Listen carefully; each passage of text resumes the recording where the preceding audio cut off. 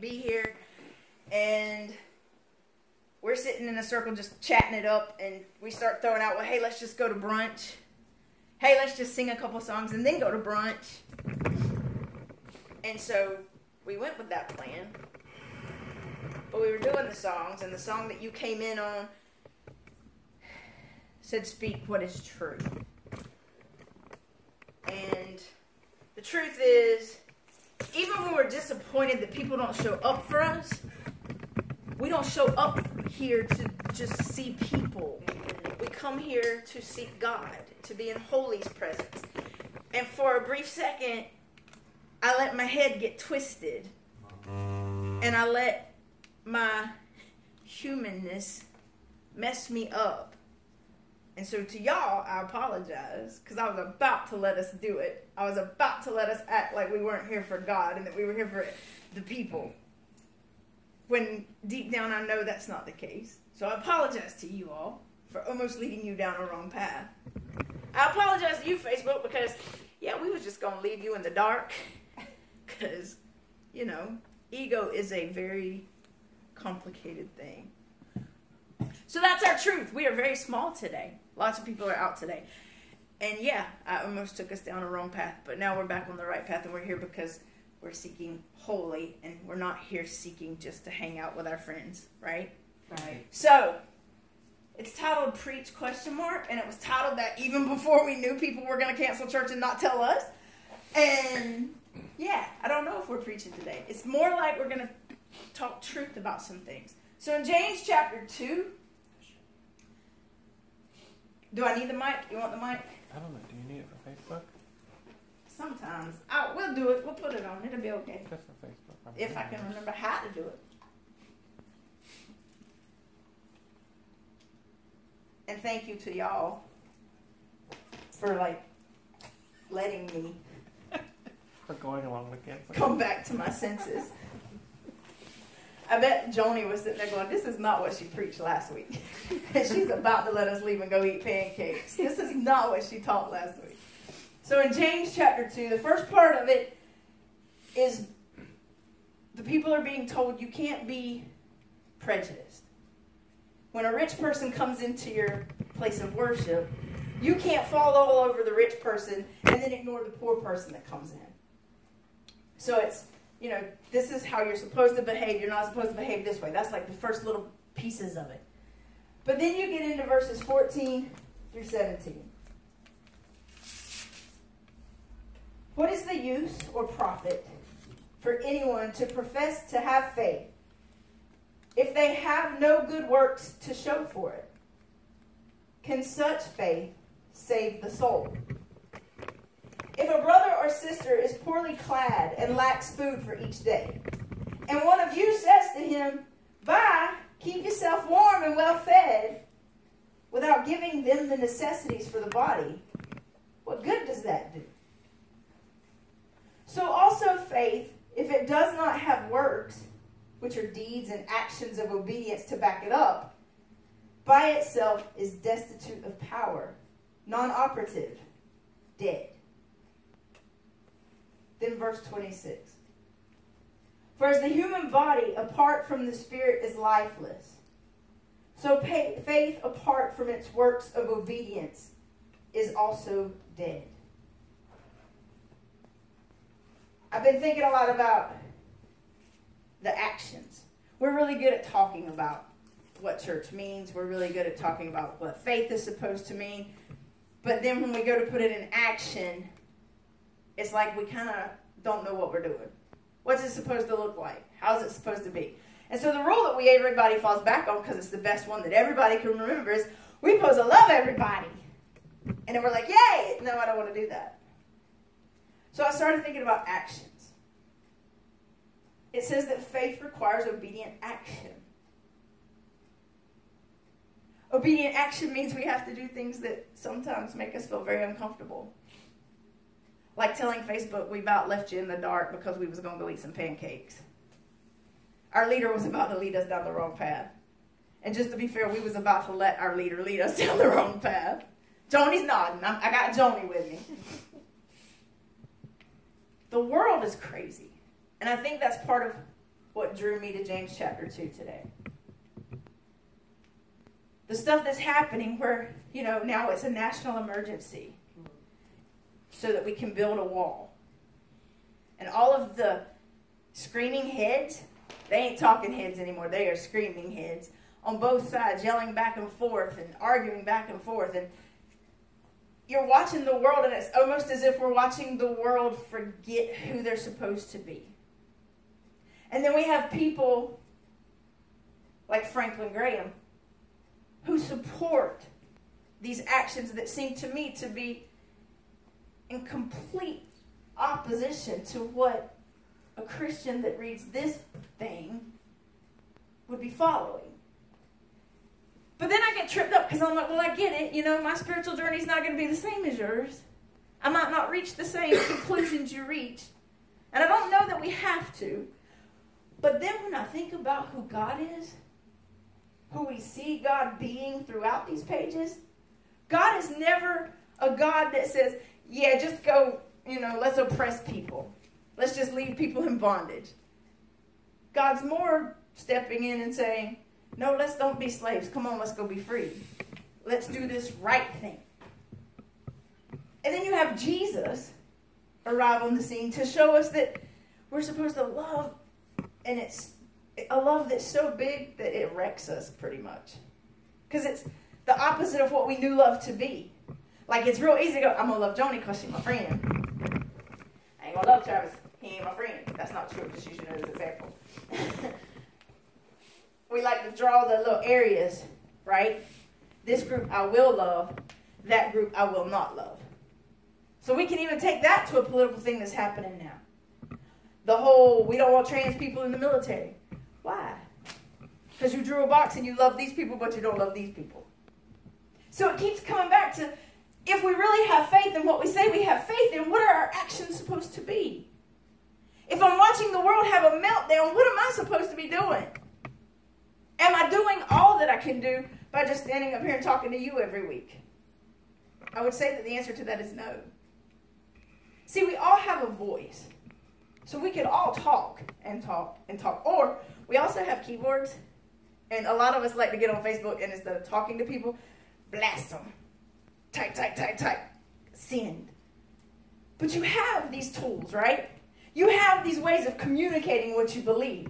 But what happens when you communicate what you believe and then people are watching you and it doesn't match? So we're supposed to love. How are we doing on that? We're supposed to forgive people. How are we doing on that one? I suck at that one. I'm just going to own that real quick. I'm not good at it. I struggle with it.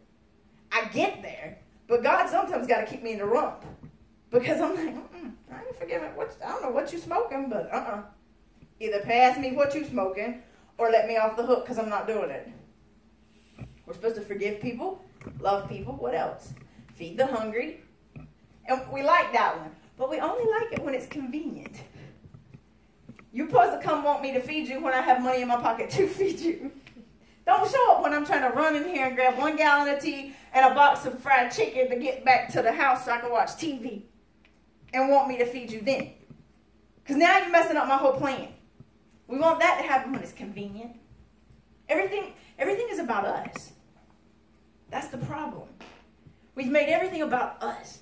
The whole Make America Great Again thing, that's just because we want to be selfish. The people that came up with that just want to be selfish. Like, let's only focus on us. Let's only do us, and the rest of you figure it out. Bad news. If somebody hits one of those buttons, and one of those nukes goes up and comes down, ain't no us and them. It's all, everybody, it's over. But yet still, we're selfish. And our selfishness is leading to destruction, nationally, globally, and yeah, even here. Because now let's break it all the way back down. What are the actions we're supposed to do in here together? Those things we just said, but then there's more.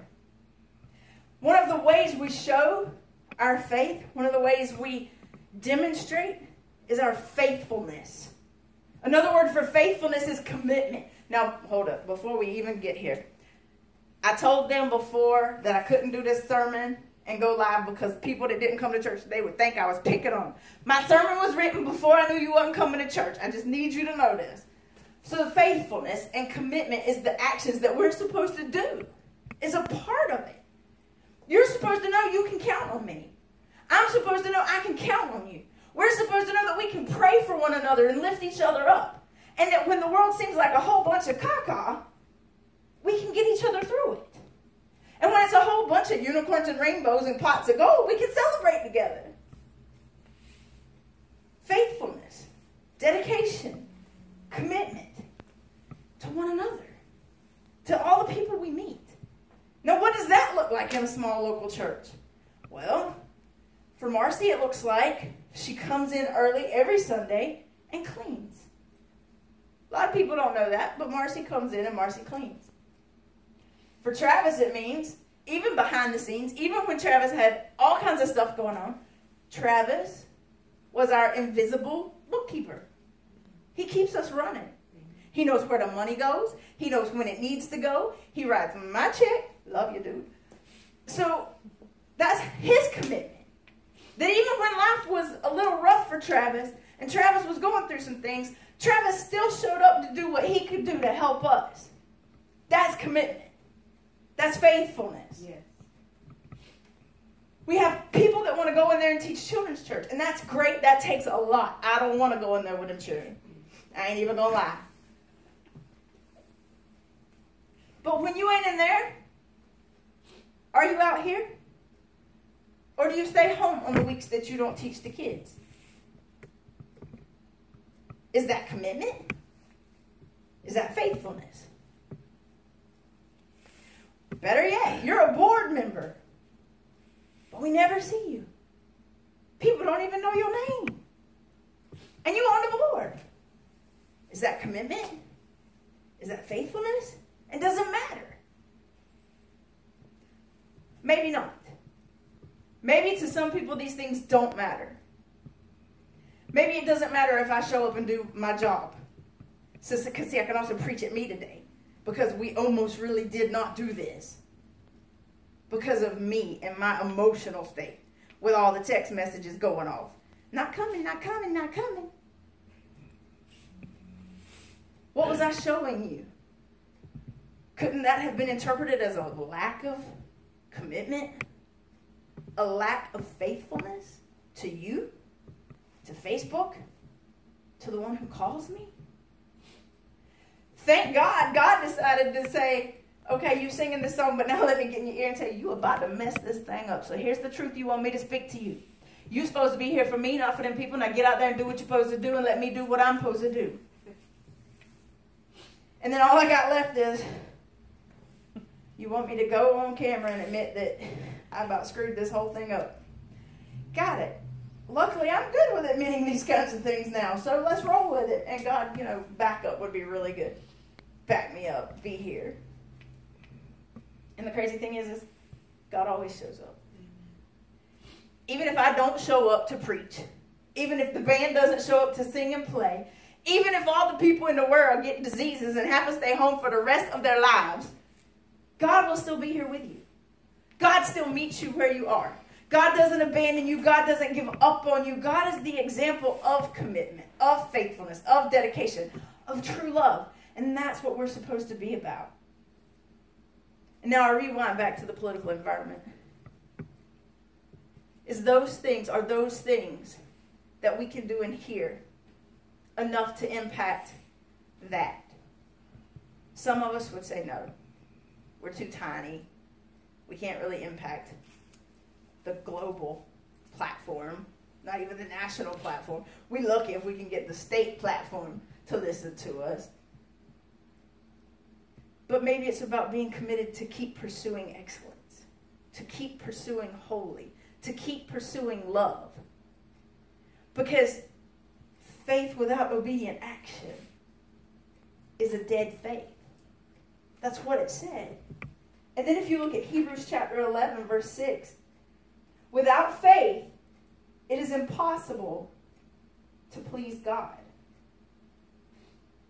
So, if my faith pleases God, But then it also requires obedient action for my faith to be evident. Doesn't that also mean it takes my obedient action to please God?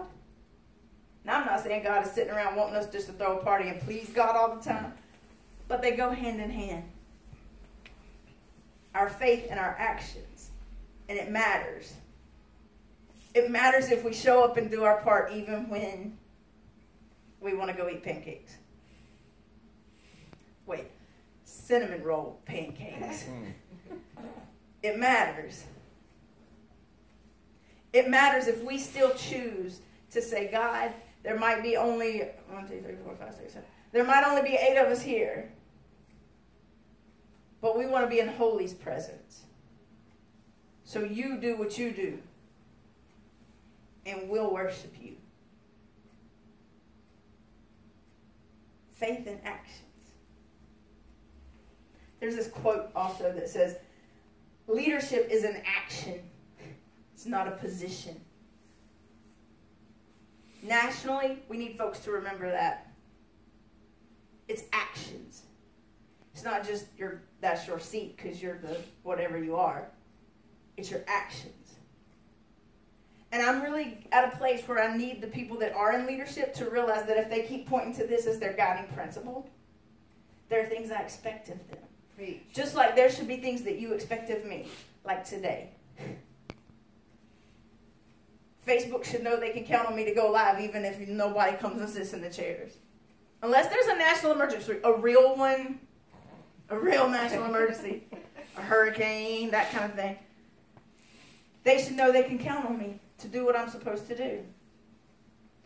We should be able to count on our leadership to do the right things because they are the right things.